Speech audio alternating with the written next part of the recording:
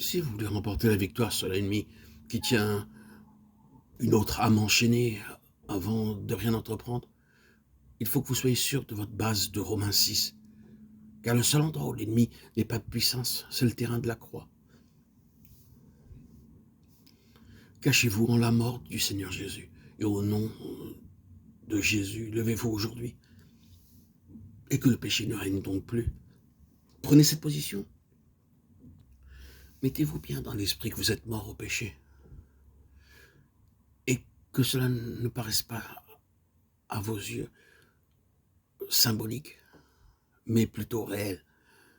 Intégrez-le. Vous êtes mort au péché. Et ainsi, Dieu vous révélera ses plans d'action pour vous. Là, au calvaire, à mesure que vous apprenez à demeurer en sa mort, votre vision deviendra alors plus claire,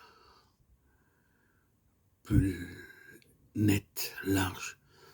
Les nuages qui obscurcissaient votre vue s'effaceront. Vos horizons s'élargiront et vous commencerez à voir que sur la croix, notre Sauveur et Seigneur et Dieu, le vainqueur, a dépouillé les principautés et les puissances qu'il a publiquement exposées en spectacle, triomphant d'elles sur la croix pour vous. Colossiens 2,15. Lorsqu'en esprit vous vous assirez ensuite avec lui dans les lieux célestes, vous chanterez le cantique de Moïse et de l'agneau, et vous verrez que vous triompherez de la bête. Apocalypse 15, 2, 3. Vous lirez l'Apocalypse comme jamais vous ne l'avez lu avant, et vous comprendrez alors que c'est un livre de guerre et un livre de victoire. Puis, vous verrez que le Seigneur ressuscité en gloire a envoyé un appel vibrant à son Église. À celui qui vaincra, dit-il, venez, montez. À celui qui vaincra, je lui donnerai à manger de l'arbre de vie, même s'il habite où Satan a son trône. À celui qui vaincra, je lui donnerai puissance sur les nations. Parce que tu as gardé ma parole et que tu n'as pas renoncé à mon nom. À celui qui vaincra, je le ferai asseoir avec moi sur mon trône, comme j'ai vaincu et me suis assis. Et celui qui était assis sur le trône dit, voici, je vais faire toutes choses nouvelles. Apocalypse 21, 15. Celui qui vaincra héritera toutes choses. Oui, il est écrit héritera au verset 7. Le salut est un don. Mais il y a un héritage de victoire, une récompense. Héritera.